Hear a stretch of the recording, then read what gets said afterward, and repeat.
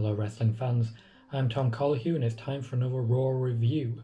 Covering tonight, Charlotte vs Asuka, Nia Jax vs Kairi Sane, everything that happened there, and of course Seth Rollins and Alistair Black.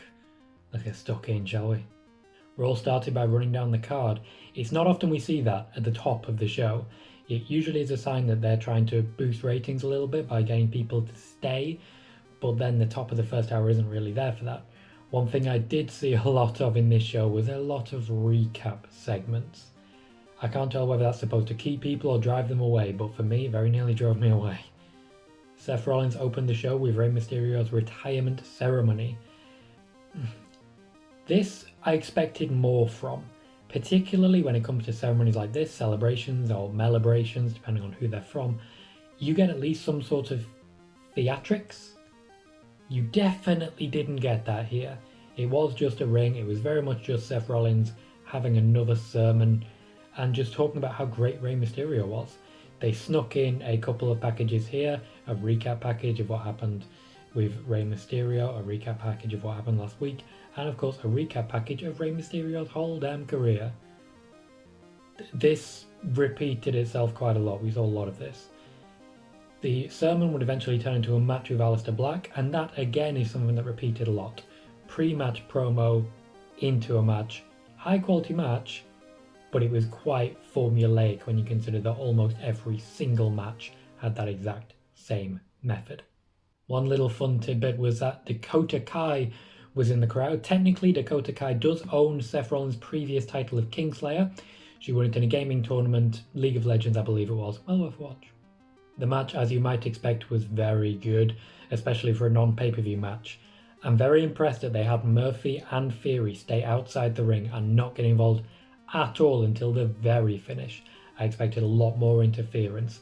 However, it was a very even affair until the very last, when Humberto Carrillo kept Theory and Murphy out of the ring, allowing Black to get a surprise roll-up and a win over Seth Rollins. That's big. That is very big. Black recently also beat AJ Styles, of course. Again, very big. Black, and I've got to say, he's felt like a really big deal since the moment he stepped into NXT. Never mind Raw, where that push has simply continued. He's been used extremely well. Rollins as well being used very well at the moment, putting over a lot of people and helping people to develop as well. These are real MVP moments for those people. The segment ended with Seth standing tall, having his disciples take on Carrillo and Black and beat them down after the match. I've got to say, everyone came out of this looking at least slightly better. Even Humberto Carrillo, who's been in an unfortunate jobber position recently. So it's good to see he gets at least a couple of good moments here that are quite memorable. That's the job after all. That was the majority of the first hour, but there were quite a few recaps once again that ended the first hour. There was a recap of the Apollo Crews story. There was a Charlie Caruso and Angel Garza segment where there was a recap of the match that Garza and Owens had last week. Also, a bit of progress with Garza and Caruso, which I'm finding very, very touching and romantic. I'm really quite enjoying. And then Zelina Vega, who looks a little bit jealous. We then had Shawn Michaels sporting one hell of a beard, talking up the credentials of Edge and talking about the great matches that he has had. For someone like Shawn Michaels to say, oh, you guys are going to have the greatest wrestling match ever, high praise. And very difficult to live up to hype. If this doesn't end up being some massive joke, I'm not sure what they can actually do to impress everyone. This was followed by a recap of Drew McIntyre and Bobby Lashley from last week. This led into a new segment, again, which was Lana engaging with MVP, resulting in a big slap in MVP's face. A nice little bit of character development for both people here, and it's good that Lana is still involved.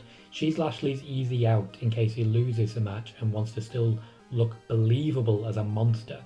Lana distracting can be the way to do that and can end that relationship, whatever the opposite of amicably is. I hope they've got someone lined up for Lana next. Andrade, possibly. The beginning of the second hour opens with a recap of the first hour. I wasn't kidding when I talked about recaps. Apollo Crews chose his own opponent to challenge him first for the United States Championship, which he won the week before. His challenger would be Kevin Owens, which I think is the most logical choice. and it helps to really help define and develop. They had a very good match, very high flying from Kevin Owens, really using his face repertoire quite a lot, but they also teased a lot of heel traits from both to really add a bit of spice to the whole thing. Very good in my eyes.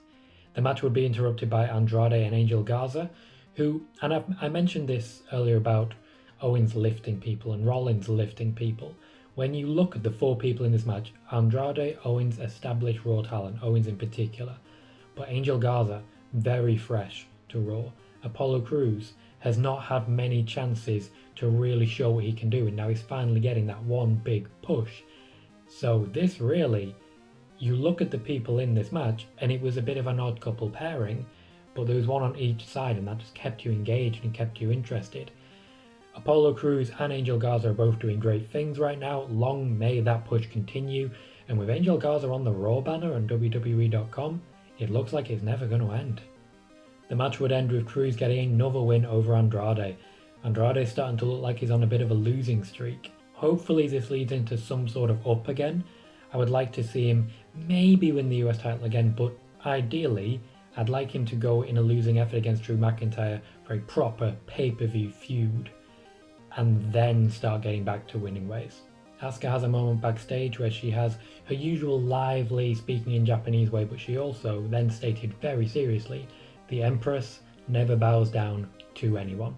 Very Shawn Michaels, who always used to say the Heartbreak Kid doesn't lay down for anybody.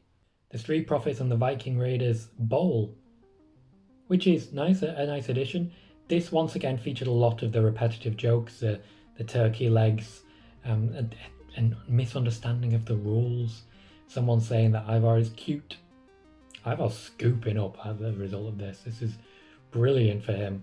If they're filming them back to back, that man's stamina must be incredible. This was probably one of the more positive ones for me. I felt that it was going moderately well, and I think the costume designer really should get a lot of credit for this one. But in addition to this, I was of a very positive mindset to the smoke and mirrors, which added later on when they shouted, "We want the smoke," and suddenly there was a smoke machine and everyone was sliding down the... It was actually very entertaining, so I'll give them credit for this one. I would like to do without all of the repetitive jokes, maybe a few new ones. Maybe Ivar could be defined by more than I hungry. But all in all, good show. There was a recap of Nikki Cross's promo last week, and then, just to shake it up a little, a hype package for the Iconics. The video team worked overtime this week. The matchup was Nikki Cross versus Billie Kay.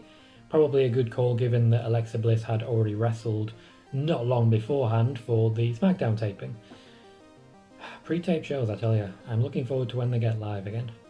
Billie Kay would pick up the win, and all in all, Billie Kay has been picking up the wins since the return, and Peyton Royce has unfortunately been losing her cool. That could be telling going forwards. I do think we're very likely to see the Iconics interfering on Friday for SmackDown, where of course there is going to be a women's tag title match between Alexa Bliss, Nikki Cross, and Bayley and Sasha Banks, setting up hopefully that triple threat tag team match for Backlash. There was a brief Drew McIntyre backstage segment where he discussed the amount of people that he has beaten. I also tweeted this exact same thing, so clearly Drew McIntyre is reading my tweets, and I just want to say, you are welcome. This was followed by a quite intense promo from the Mysterios, that being of course Rey Mysterio and Dominik Mysterio, who did sit down, join in, and start to show his promo abilities. Now I do keep getting told how high WWE trainers are on Dominik, as well as obviously Rey Mysterio keeps having interviews where he says how excited he is to work with Dominik. The promos apparently are coming along, because the last moment where he sat down, stared straight into the camera and said to Seth, "An eye for an eye," I got goosebumps a little bit. That could be interesting, especially when you consider that Seth keeps carrying around Rey's mask. If Dominik dominates and takes that mask, there's a storyline I can get behind. I'm sorry for the Dominik dominate. I'm not actually sorry. It was funny.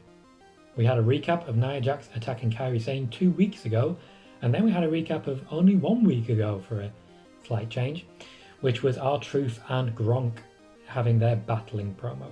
Gronk, of course, is still not at the Performance Center, so they're doing the best they can. They do go into more detail later on as to what's happening there. Gronk at his home in the middle of a TikTok dance loses his 24/7 championship to R-Truth and apparently loses his WWE job at the same time. There'll be a lot more detail coming on the SportsKeeda podcast about that one, I'll tell you that much. One thing I will say though, Gronk made a lot of money in a very short amount of time and never wrestled an official match. That man knows how to do business. I thought Brock Lesnar was good. The match between Nia Jax and Kairi Sane was up next, and it started well. Kairi Sane does very well in these underdog positions against a bigger opponent, and she was quite inventive with some of her counters. Jax made her look pretty good as well.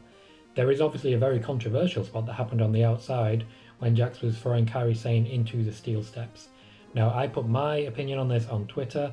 A lot of people decided that I wasn't worth a follow as a result of this, so if you want to see it, by all means go there. My opinion is, by and large, accidents do happen. There is no way of knowing how much force Nia Jax was exerting. I saw her rotating her body rather than extending her arms in a push. What we can say for certain is that Kairi Sane did lose her footing and crashed face first into those steps. If you want to see what happened, the actual images of the injury, Kairi Sane did post them. I do wish her all the best in her recovery. She's had some bad luck recently when it comes to injuries, and really I do hope everything is fine. Obviously this is ahead as well, so the WWE are going to be very careful going forwards, and we may not see Kairi Sane for a couple of weeks. There's nothing wrong with that, they're just being careful. I also would say a lot of people sort of revealed their debating stance about this particular topic. If you disagree with me, you are welcome to come in and tell me why you disagree with me. What I don't like is people coming in saying you're wrong and then buggering off. Basically what I'm saying is I'm not a fan of dogma. Not a fan of people stating their opinion as fact. I come across with my opinions. If you disagree with them, talk to me. Let's have a discussion.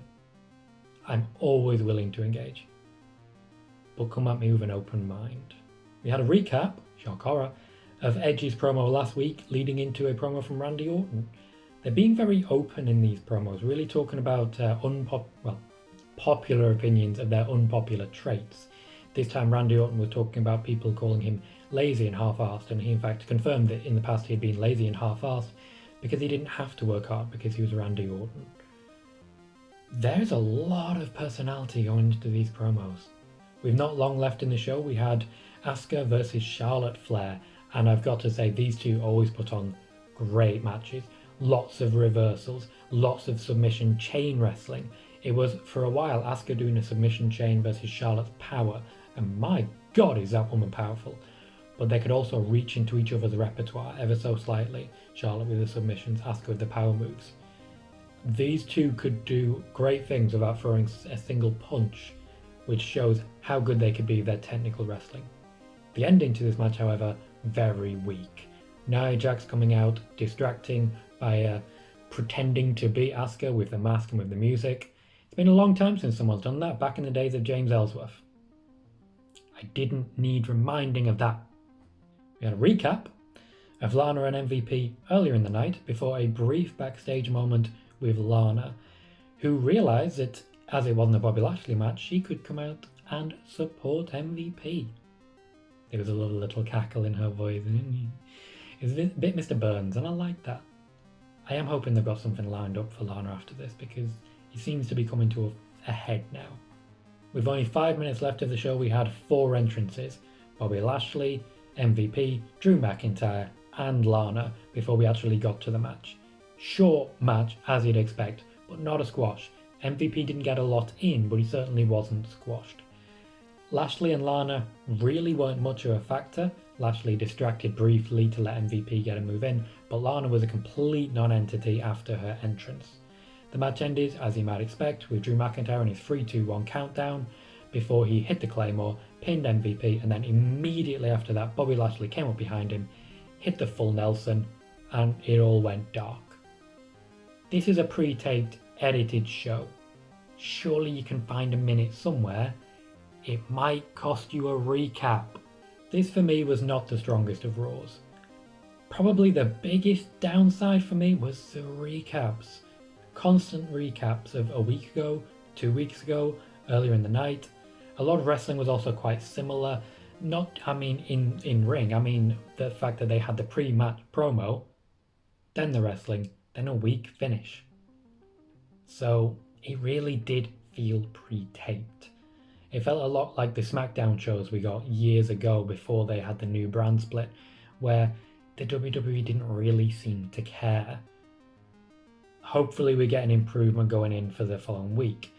There are some positives. The WWE have managed to find ways to keep certain feuds fresh and out of the ring. Viking Raiders, Street Profits, even though I'm not a fan of every segment, they are certainly keeping them out of the ring and keeping it interesting. Same can be said of Edge and Randy Orton. Once you ignore, and you have to ignore, the obnoxious level overhyping, constantly displaying commercials for it, constantly hearing that theme, constantly hearing the same tagline. It is obnoxious. My Twitter poll gave this show a 41% good rating, in second place a 28% okay rating, which means we're drifting out of the great category entirely. This show for me was average. There are times when the sameness just distracted from the overall spectacle, and it just felt taped. It didn't feel like there was a lot of love. Let me know what you thought of Raw in the comments. Please do like, share and subscribe. I've been Tom Collihew. Thank you very much for watching.